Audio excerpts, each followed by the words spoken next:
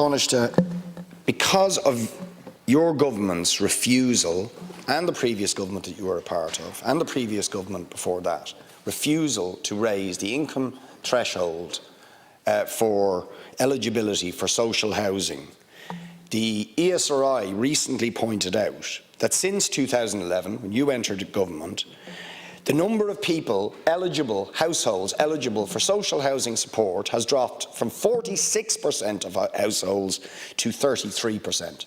Or to put it another way, had you maintained the thresholds at the previous level, 260,000 families additional would be eligible for social housing and critically for HAP than currently are. Now, I heard you talk about the social wage earlier on.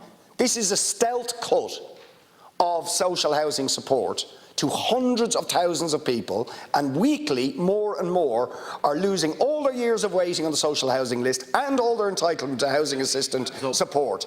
When are you going to give us a report on the review that you've been sitting on since the end of last year on raising the income thresholds for eligibility for social housing, which has been promised by this government?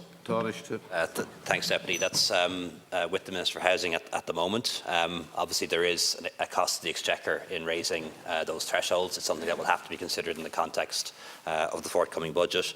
But as you know, I'm somebody who broadly believes in the concept of indexation as a principle, not just for tax credits and tax bans, also for social welfare and pensions, and for entitlement to things like medical cards and social housing. You can argue about whether you index to inflation or earnings or house prices, but as a basic principle, we should index thresholds, and I think that applies to housing as well. Grab, please. That may well still be the case. I'll have to check with the Minister.